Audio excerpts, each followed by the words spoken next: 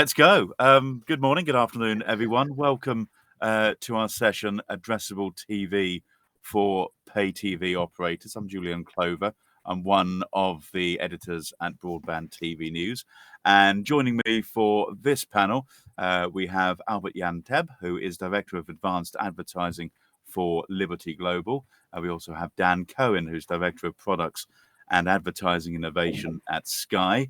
Alexa Radnich is Head of Product Strategy and Sales for United Media. Oliver Natman, Chief Advertising Officer for Zatu.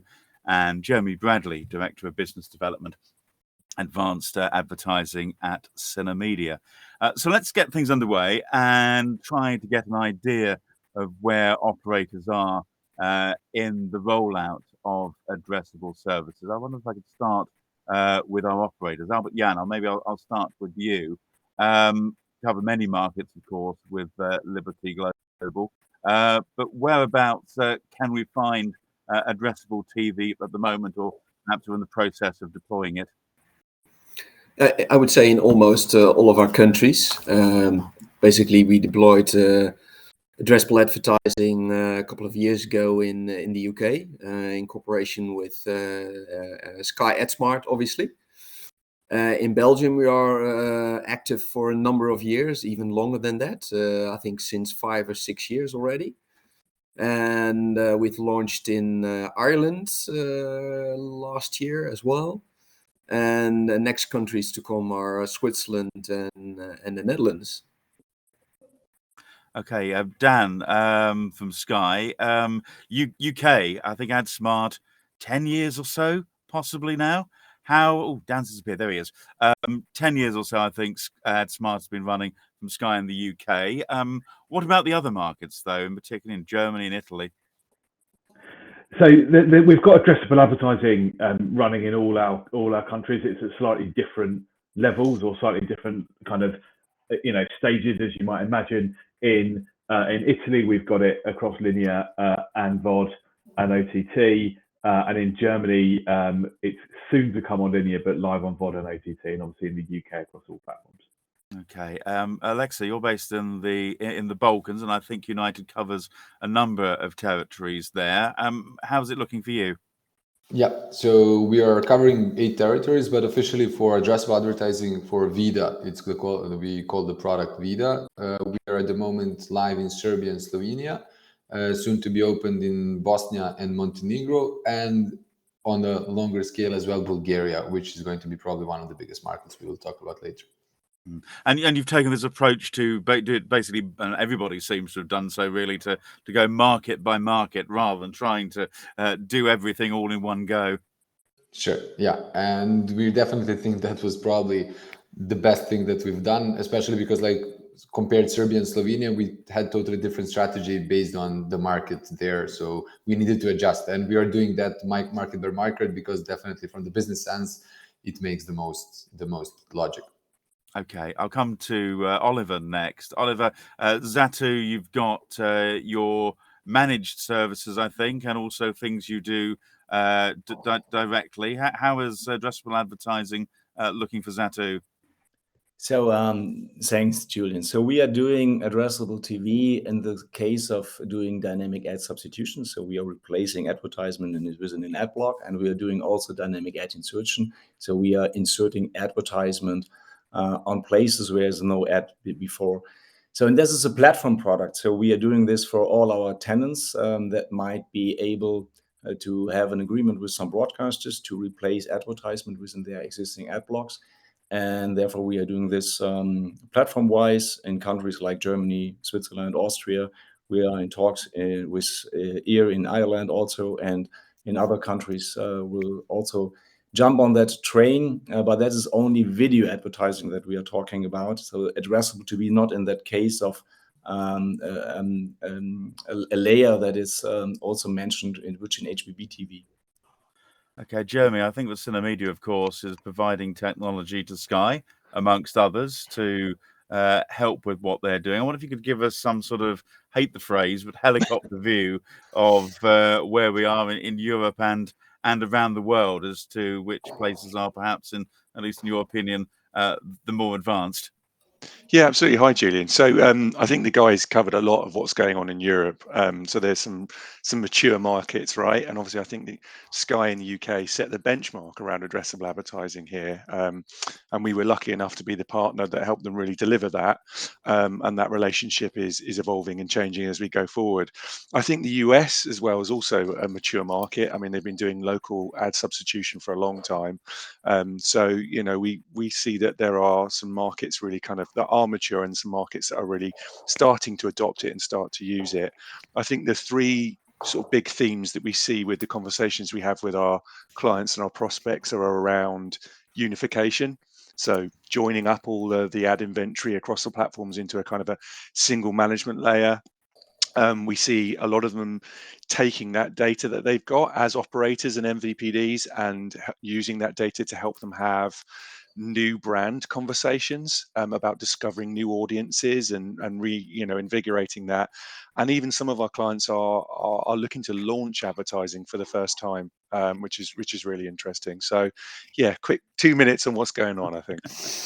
Yeah, it's quite a big step actually. If you've not run advertising on your network before, and suddenly to go straight in with the addressable route. I guess one of the things which confuses a lot of people, both inside and outside of the advertising part of our industry, is the various terms which go on with things which sometimes mean the same thing or mean slightly different things. Oliver, I guess there is an important need to understand what everybody's talking about here.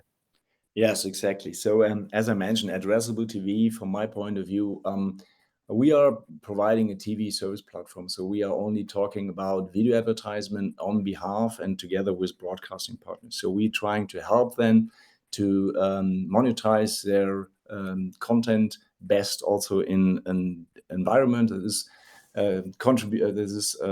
delivered over IPTV or OTT. And that is exactly what we are doing. And therefore, Addressable TV, from my understanding, is video with targeting data that is available to address a smaller portion of an audience to get a better targeting.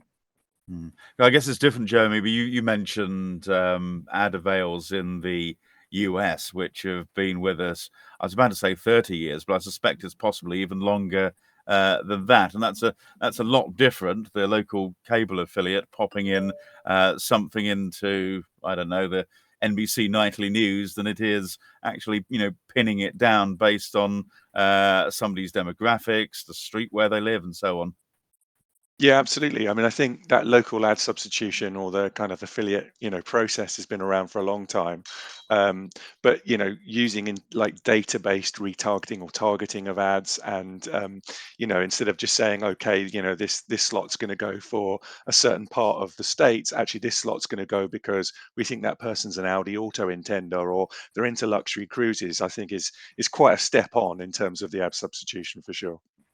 And Dan, the formats that people are using, of course, it's the problem that an ad might be ending up on, I don't know, a standard definition show, a ultra high definition show. It might be ending up on a mobile somewhere. So the systems which are in place have to be ready to deliver the correctly formatted ad to the correct place. Yeah, there's no doubt that the complexity on the tech stacks is kind of crazy, and Jeremy will know a lot about that from the work he does as well. And the problem you've got is that they've all built over time at different pace and have developed at different time when different technology's been there. And even in our different markets, we're in the process of converging our tech stacks to try and improve that. Ultimately, though, what as an advertiser or as a client, what you're after is your ad going in front of the right person. And as long as you can deliver that, regardless of the platform, you're in a really, really good place. And we've seen some real kind of successes in that, and an addressable impact or impression should be the same regardless of where you are. So we've, for example, got one campaign in market at the moment where we're able to bring together different platforms and measure that across them. And we're seeing huge return rates for people trying this.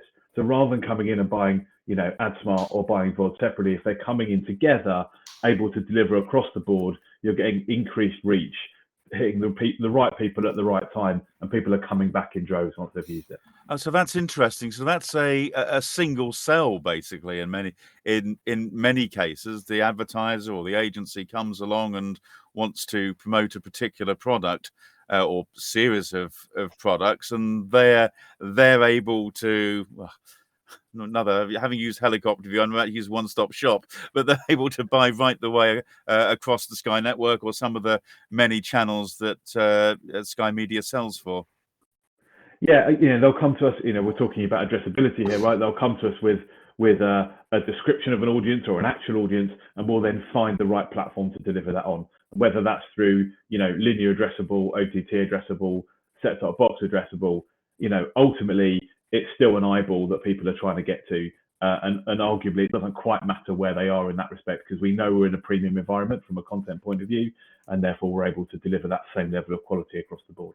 And how does it work? For example, if I'm sitting at home in front of the big screen and watching Sky, and there's an ad break, how much of that ad break that I'm watching is going to be ads that are targeted to me, and how many of it, or what proportion of it, is going to be ones which the whole country is seeing?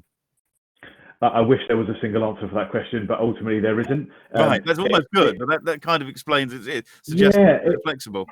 This is the point, right? It depends on who you are, the mix of campaigns that are going out. I'm an ABQ1 living in a terrace street in the middle of Cambridge. That helps. Well, then I could probably calculate it outside of this meeting, but it really depends on who you are, what campaigns are live, and who's watching TV at what time, but also the algorithms that sit behind it in terms of the order at which things are getting played out as well. It's not as simple as being able to stick a single number on it, unfortunately. But that's the beauty of addressable TV, right? Is that it is personalized. And as you say, when we launched it, we were very conscientious that people wouldn't necessarily know it's happening. So we are frame accurate in terms of the splicing that happens between a linear and addressable spot. So hopefully, unless it's something that says, you live in a terrace house in Cambridge, you're not going to know this was explicitly targeted to you. Yeah, no, that's fair enough. Some are a little bit obvious from time to time, but I have to say the insertion using Jeremy's technology presumably is quite seamless. I'm wondering actually, Jeremy, about whizzing forward through ads, the old ad skipping. What tends to happen? Because initially, when we first got our PVRs or DVRs, some people prefer, it was the excitement of being able to whiz forward through the commercials. But clearly, a few people have put in some business rules now, which means that's not always possible. No, I mean, and let's not forget, ads pay the light bills in some cases, right? So we always need to make sure that we've got ads and we can sell ads. I think we see different kind of approaches to that. So there's the idea that there's a non-skippable ad that's in front of a skippable ad, right? So you mix the kind of scenario around the ads. We've also seen our clients do stuff around, if they've consumed a certain amount of advertising and that's recorded, then they're allowed the skip function in acts, or they'll do it against certain types of piece of content where they can or can't skip, or even a certain platform. So I think you have to make a fine balance between kind of not disrupting or upsetting the user around the level of ads, and obviously nothing's more irritating than seeing the same ad 30 times. So the ad decisioning piece of it is really, really key. So making sure that you were talking about earlier with Dan is like, don't overload Julian with carpet ads. Let's mix that up and make intelligent decisioning about what you do get and you don't get. Okay, now that makes sense. Alexa, I wonder if we could come to you, because I know that you're seeing the potential to actually create new advertising inventory within your various markets. Perhaps you could explain a little bit about that to us. Sure. So first of all, just to clarify, in our market, what we've done is when we did launch Vida, so we're actually changing and overriding the whole ad block. So basically, with us, we could answer on the question for you, for example, the whole block that you're right, seeing. It all goes. Okay. Yeah, everything goes. So basically, there's no linear ads for all IP set-top boxes that we have, smart TV apps, and all second screen devices, which are web apps, mobile phones, and the tablets, obviously. So apart from that, what we've seen as a trend, and that's the market that we were discussing, which is Bulgaria, is that we saw that there were a couple of things like business insights that they were really crucial for us to think how to actually build upon different ad formats that we have currently.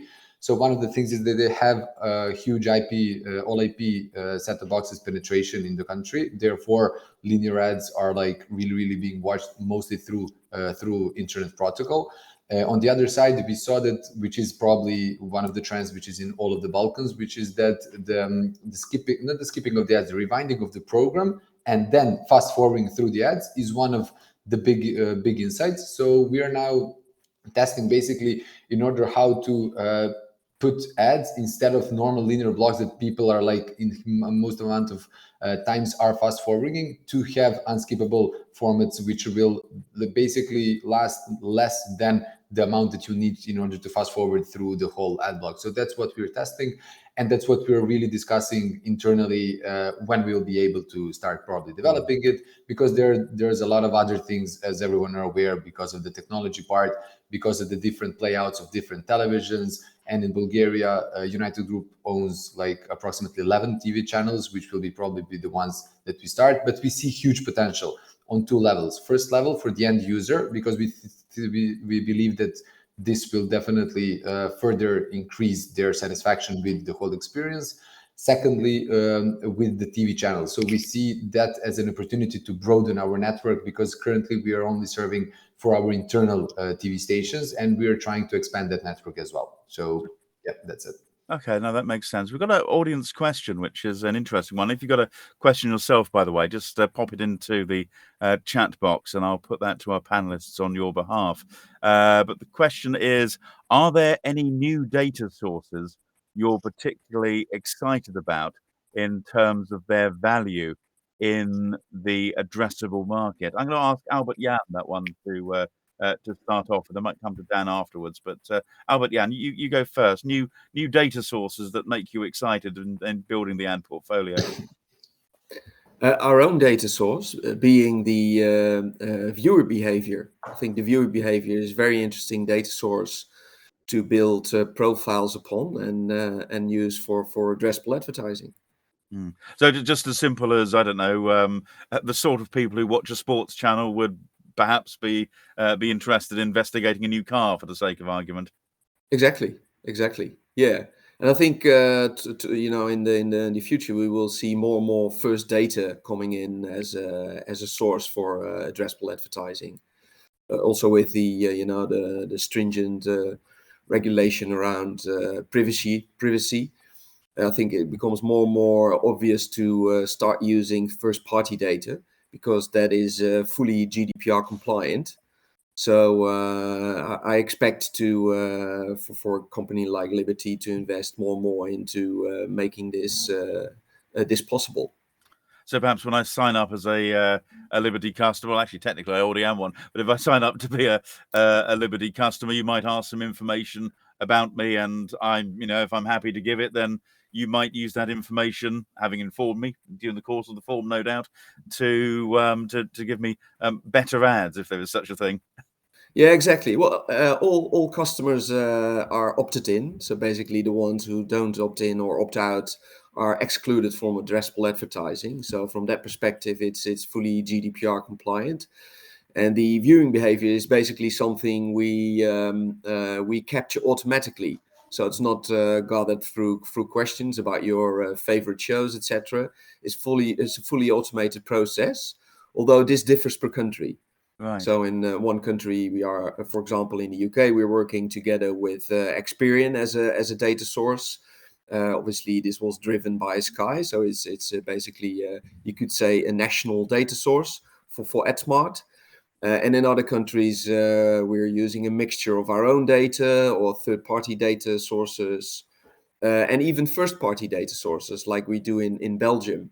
So we have a very variable or variety of solutions in the market out there. And Dan, you've had a large panel, I think, for some time, which some of the decisions are based upon. Well, what's coming up around the horizon, which is exciting for you?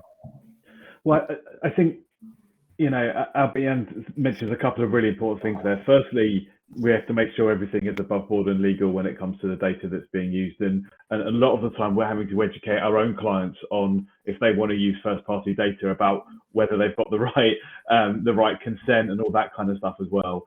There's no doubt that our first party data in terms of, whether we get through understanding who a customer is or their viewing preference are also really important.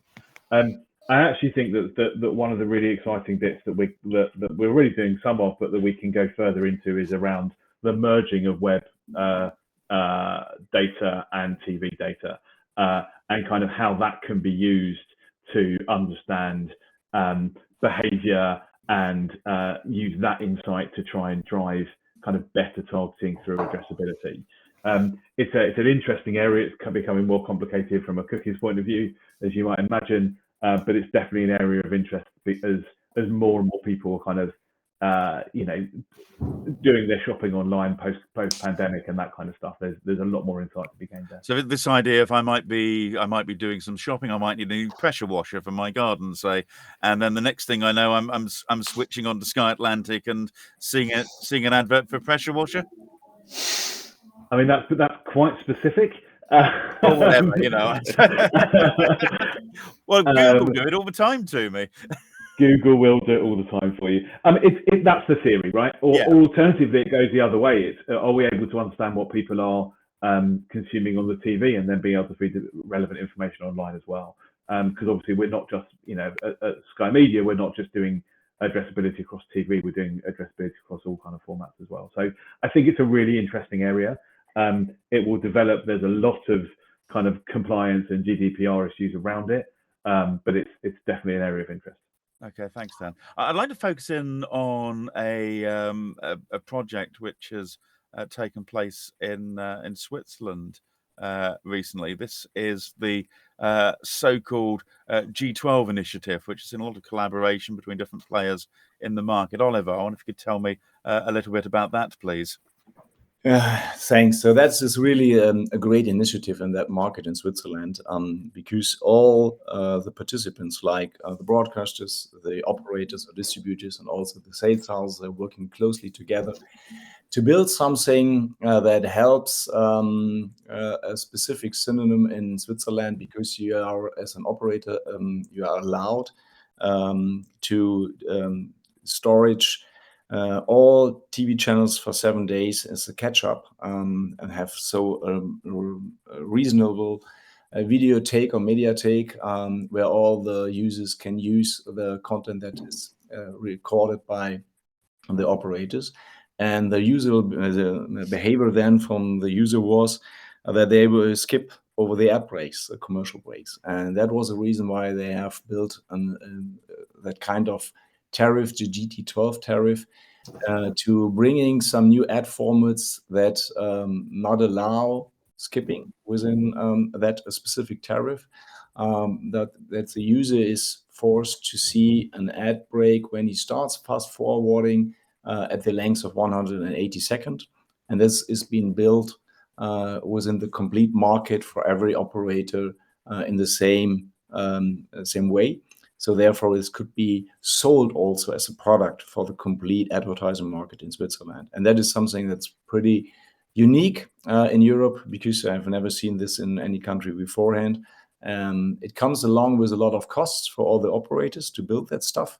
But at the end, the operator has also the opportunity to get a stack of that ad market in form of a technical impression fee. So therefore, there's a first time that an operator also receives some an outcome in revenues out of advertisement in the future. And Oliver, it's interesting you say that was the introduction of the prevention of skipping. Has there been any customer resistance which you've known about? Obviously, they're not going to have any choice not being able to fast forward the ads, but they may not be very happy about it sometimes. So it's not rolled out right now. So it has been postponed, and the actual rollout data is now last of August, or 31 of August might be the date. So and then let's see how the user in the end will behave. He has the option to also buy his old product back, where he can also skip commercial breaks, but then he has to pay an additional amount of money, an extra fee per month. Interesting. Albert Jan, of course, Liberty affiliate in Switzerland, Sunrise, UPC Sunrise, as was. This is presumably something which is exciting your colleagues on the ground there. Yeah, from many perspectives, indeed. Yeah. So one remark on the ad skipping.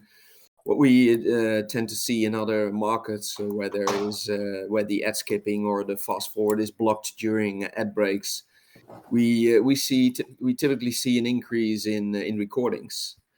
Because recordings are still seen as as a right for consumers, and recordings are still the ad breaks are still skippable. Oh, interesting. So the streaming is kind of yours, whereas the recording is mine. I can Exactly. Yeah, even if it's works. in the cloud. So that obviously this well, yes, most likely that it will disappear because ad skipping is a big source of revenue loss, I would say, and we all know that the ad revenue is the bread and butter of commercial broadcasters. So it's a serious problem which needs to be addressed. I think on a positive note for the GT12 solution in Switzerland is that the market was capable of agreeing on a couple of different formats. So the same solution, the same ad solutions exist everywhere, which is a great starting point for building an addressable ad market, I would say. Unfortunately, some of the ad products, like the fast forward ad, has not been thought through, I would say. So that's a pity, and it's a challenge for us as Liberty, because we tend to try to roll out standardized solutions across each country. And although we know this is not possible, so there are always customizations necessary. But in Switzerland, we ended up with a fully bespoke product, which obviously is not the way to go from an efficiency point of view. But yeah, let's see what it brings. It's exciting, I would say. Alexa, I guess this sort of business of trying to make sure that the different markets and the same formats used is quite important to you, rolling out across your territories in the Balkans. Yeah, that's totally correct, especially because of the market dynamics, which are really different. Even the countries, because like most of the countries in Balkans used to be the same country, Yugoslavia at the time, but then they have totally different market dynamics. So in rolling out, for example, it's totally different, the way of how they behave, the clients with agencies, etc. But at the end of the day, the only thing that is very similar is that definitely the biggest partners for us are the agencies, and we're working with them, and we're working on educating them, which we might cover later on as well. But the whole point is that not just the different countries have different languages, but they have totally different behaviors of users as well. So, for example, time shift viewing is like a huge hit in one of the countries, but in the other, VOD is prevalent. So it really depends. So we need to, and we're always adapting to each and particular one. So basically, every new launch of Vida in a certain country is like a totally new business case.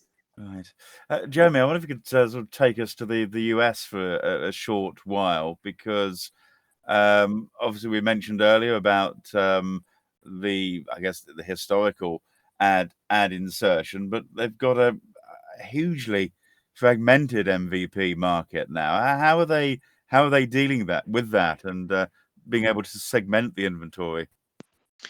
Yeah, I mean, it is an interesting use case because they're pretty mature in their addressable advertising, right? So they've been doing it for quite a while. I think what we hear from the broadcasters or the networks or the programmers is that we hear from them that for them to submit and actually input their inventory into those technology stacks is like dealing with a Swiss cheese. So there's a lot of operators that have deployed their own technology, and they're not necessarily standardized. They can be different tech platforms, and they're having to kind of input into those, and it can be quite sort of like challenging and hard work and stuff. I think what's also happening is that the operators are working, or the MVPDs as they would know it, are working together to become like super aggregators of inventory, because on their own the reach is not necessarily that big. So we see companies like Comcast and Charter sort of forming these collaborations where they're aggregating other operators' inventories to be able to build national reach and scale for addressable advertising. So they're what sometimes call the mum and pop cable operators. Sort of Comcast is kind of taking them under their wing, as it were, in order to give the smaller guys a greater reach. Absolutely, there's a sales and commercial relationship with them, right? So they'll the mum and pop operator will segment and slice and dice and say, okay, that's going to be for the bigger, aggregator company, and this is for us. So yeah, there's a lot of complexity. I think they are working towards standardization, and with the open API initiative that they're launching over there, which is backed by some of the big players. I think that they're trying to move towards standardization to make it easy for everyone. But yeah, it's certainly a bit of a complicated landscape for Is sure. it tricky? I just wondering, I guess there's the ad sales side of it for the smaller guys, but there's also the fact that they might be using goodness knows how many different types of technology between them. Yeah, there's a lot of technology vendors in there, and there's also, any conversation that we have with either a client or whatever, they'll have two real defined stacks. They'll have a linear stack, and that linear stack's about 20 years old, and then I'll have a digital stack, and that stack's about 10 years old. And they're kind of either hacked together, or they take the kind of single order and they strip it apart and then try and make it work. And even internally, there's a lot of complexity around these ad management systems for a single buy, right? So the agencies and the brands, they're just saying, we want to give you we want eyeballs, just go and deliver it. They take it, they strip it apart, and they try and make it work. So yeah, there's even complexity internally as well. You must see our ad partner Cadent, our ad tech partner Cadent, is also a sales house in the US, and they're also aggregating lots of inventory from smaller players in the market. No, it's an interesting one. I want to also talk perhaps a little bit about the use of what's called sea flight, and I'm hoping Dan can expand a little bit upon this, because it's kind of like a version of what we've seen.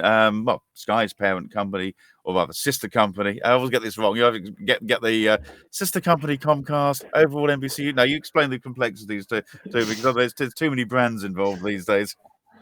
We're all just one big happy family, so it's completely fine.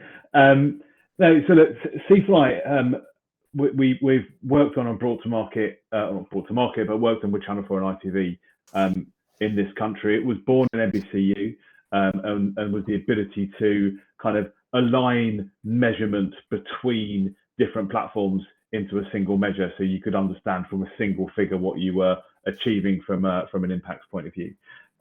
What we've done in the UK now is we've managed to dedupe it. So when you look at what's being delivered in linear or what's being delivered in VOD, there's two steps. One, you have to turn that into a single measure, because obviously one is impressions and one is impact, so you need to turn it into a single measure. And the second one is we're then able to dedupe the reach between them. So for the first time, you can genuinely start to see the incremental reach that's being delivered through VOD over and above a linear campaign. Everyone always knew it was different for different kind of audience types or whatever it might be, but for the first time we've actually been able to do that, and we've been playing with that in Sky for a while now, and it's now launched in market with TechEdge as a tool within TechEdge to be able to, for agencies and clients to be able to start looking at their own campaigns and understand what that kind of incremental reach, and it's gone down incredibly well. And there's lots and lots of questions coming back going, can we do this, please, can we do that? And as you might imagine, the roadmap just extends and extends and extends. But it's a really good piece of work to be working with ITV and with Channel 4 on. I wonder if you'll be you and your colleagues starting to take calls from the likes of Netflix and Amazon and Disney Plus to see if they can join in on C-Flight as well. Well, there's lots of different kind of there's alternate kind of cross-platform measurement projects going on. Project Origin, obviously, being one of them. They've kind of got the digital players involved as well.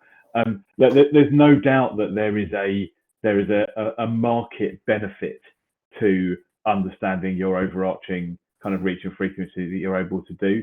I think it's fair to say that different players will have a slightly different perspective because they may be better or worse than what they're selling to market to begin with. But for the first time, actually, now in the UK, we've got a unified and agreed metric, which is just a great position from a sales point of view, but from a buying and planning point of view as well. Oliver, I guess something like Sea Flight is no doubt appealing in lots of markets, including your own in the dark countries, and also, of course, all of this really giving an opportunity to the traditional broadcasters to act in a very contemporary way by being able to offer advertising tailored to the audience. Yeah, exactly. So we are doing this for not for the big broadcasters in Germany, Austria, and Switzerland, but for smaller ones. We're doing this for 15 TV channels right now in 3 countries. We are replacing and inserting video ads for them.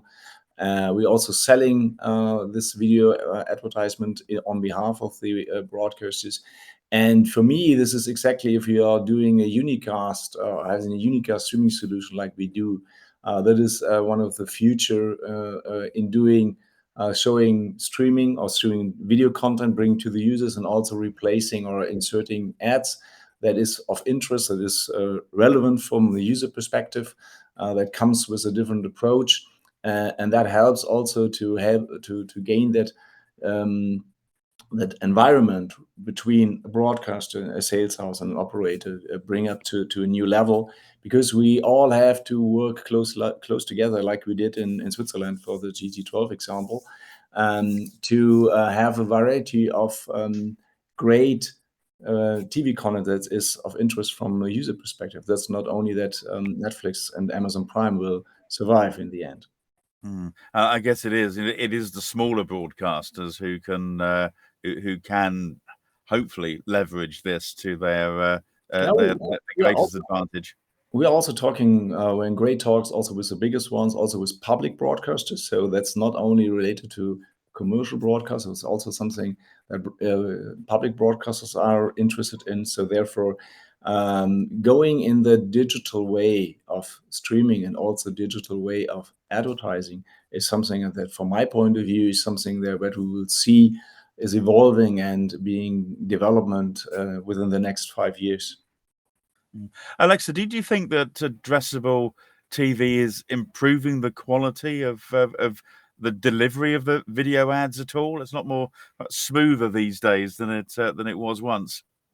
Sure. So basically, the biggest insight that we have from our users is basically one metric that we're calculating, and that is how many times they actually switch the channel. So when they're leaving the blog, because we know, so when the system is calculating how many ads someone watched, so what is the view rate of the whole ad block. So that metric is decreasing a lot with addressability. So basically we do see, so we understood that the huge insight is that when people are online and when they're on websites, etc., like most of the ads are invasive. Here, they're really familiar with the TV environment. Like, people are used to having ads there. They understand them, and okay, if you're giving them too much of it, of course, everyone is going to be won't have like positive feedback over it. But like what we've seen is that when we do leverage that and give them more relatable ads and things that are more targeted to them, is definitely something that we see that they're switching channels way less. So it's really good potential for the TV channels, for the programs, because we keep them in the loop. That's interesting, fascinating, isn't it? Really, that you think people watch for the programs, but maybe up to a certain point they are watching for the adverts as well. There's one for a railway company which runs over here, where this turtle is going along and avoiding all the jams on the road, and then it's one wonderful ad. Jeremy, I guess with the technology side of this can really help the ad sales and being able to help operators with fixing prices or offering not fixing prices, annual budgets and direct sales to people as well. Sorry, Julian, you just dropped out briefly for me. Could you just kick off start the Oh, sorry, question? I did hear price fixing, and then I thought, yeah, no, I didn't mean price fixing in price fixing. I meant sort of settling price, kind of, you know what I mean. Yeah, it's. I guess I'm wondering how easy it is to sit programmatic ads alongside this ability to deal with the budgets and the direct sales, and almost something I'm not wanting to do anybody out of a job, but it can make the process a lot smoother. yeah, I mean, I think there's, it's always about the type of inventory and the platform it's going on, right? So digital and programmatic buying for digital inventory has been around for quite a few years. I think I've lost count of the amount of PTV conversations I've had around linear or broadcast TV.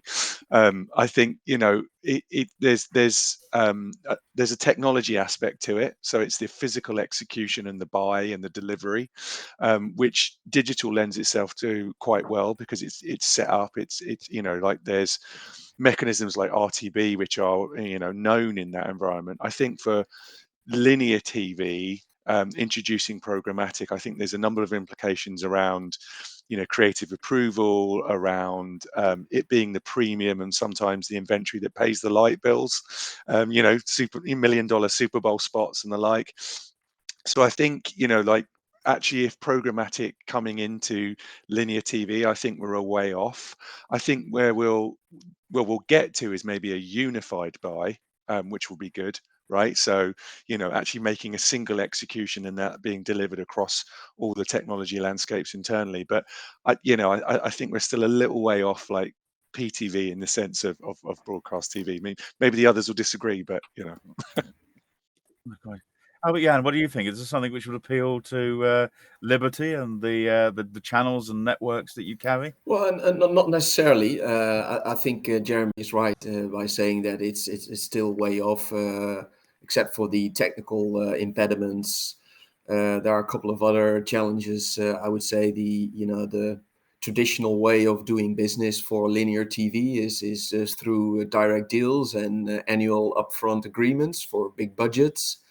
Although you could agree on spending a budget and the details, fill in the details later, through your DSP, for example. That's happening on online advertising.